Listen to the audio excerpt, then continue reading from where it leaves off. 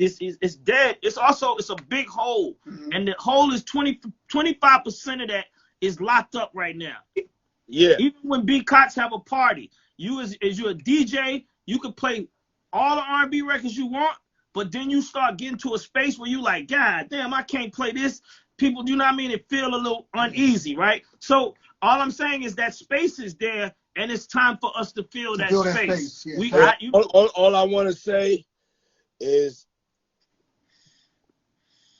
I ain't gonna lie. Nah, I ain't gonna lie. I listen to some R. Kelly. Like, you have to. It's no way you can't. That's what I'm saying. There's no way you can't. I listened to it and I was like, yo, I gotta separate it, because I was just like, man. The boy, man. I was like, man. I was like, that's a big part of R&B. You know what I'm saying? And that baby making music. And yeah, everybody's gonna be like, anything's controversial, but y'all fronting. You know what I'm saying? Y'all don't listen to some R. Kelly or something. You know what I'm saying? but that my people behind me are like, no. That's what I'm saying. I know. I get it. Listen, I understand. You can't even listen to it. I understand. I know how to separate the two. I don't condone anything, but hey, I'm still, you may come in my crib and hear an R. Kelly record. Hey, I said it, y'all. I said it. I'm sorry, but I gotta tell you the truth, though. You know what I'm saying? And I don't condone nothing else. It's still like, no, why? What are you doing? Nah. So listen, every time we have a conversation, it's like that. But I thank you for letting us come on here and say what we gotta say. But it's a real R&B is about musicality and you saying emotions. I saw you saying that yesterday about what it really pull out, right? And I just want to say this before we get off.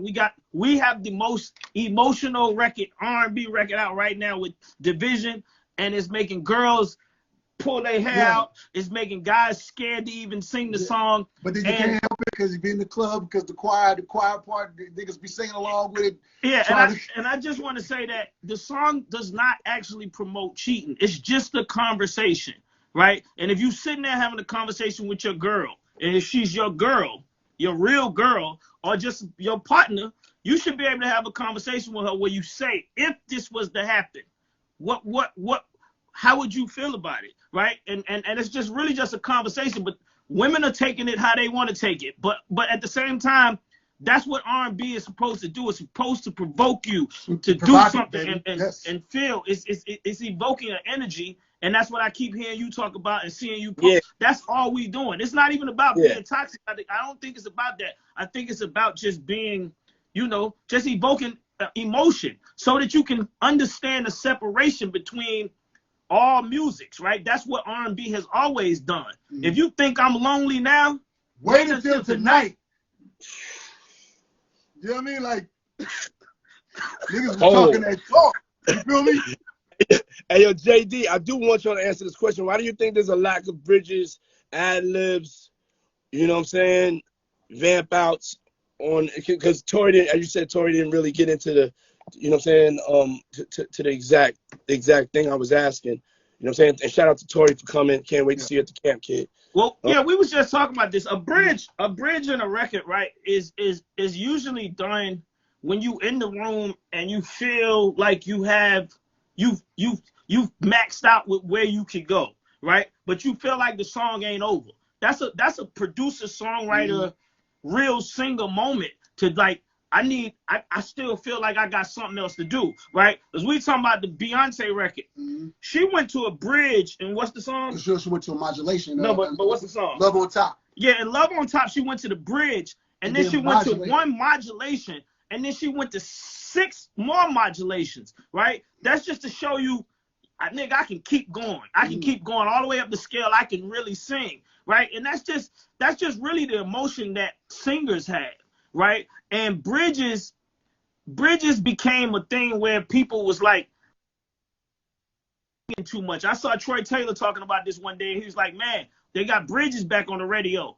A bridge is never uncool. It's just a situation where, like I said, the younger people was like, niggas is over singing.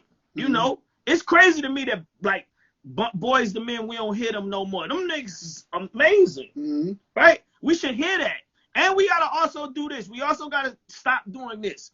R&B artists have to understand what's theirs, right? And they got to support what's theirs.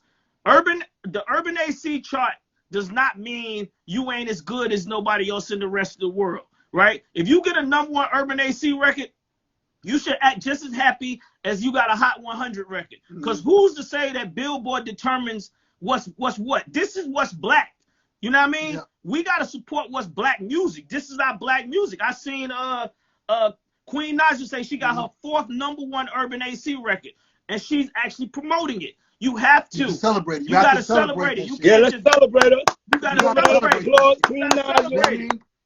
You got to celebrate. I think also, too, to chime in, too, Puff, I feel like the skill level, man. You know what I mean? We could talk about churches. We all came up in church. You know, you got me and Skeeter go way back. Mario, J-Dub, like, we come from an era, you know what I mean? We had to play, you know what I'm saying? And those transitions were important. I think that a lot of young creatives are learning how to make music in a different way, whether they're learning online, whether they're learning from their friends, whether, you know what I mean, versus we had proper mentors, proper, you know what I mean, people showing us the way, whether it was somebody at church that shows the church director, then going from there and then coming here and being around other producers who were established and teaching the way. Chucky, who's my man, rest in peace, you know what I'm saying, was a person who I looked up to, who gave me, you know what I mean, all kinds of tools and things I needed as a young producer coming into business. I feel like that's a part of it too. I feel like a lot of times producers go to rooms and they don't even know how to do a bridge or where to take a song. It's like hit records are coming off, people making hit records off A-Bar Loops. I feel as an opportunity. I definitely think, and I'm great on the follow-up, y'all. You know what I'm saying? On getting us together. You know what I'm saying? And having us to be able to show people that are upcoming R&B producers, some of the code. You know what I'm saying? Some of the code and us collaborating and doing stuff together and us learning from each other instead of it being separated always on generations or ages or choices or the way people would do things. There's a beauty right now, and we're starting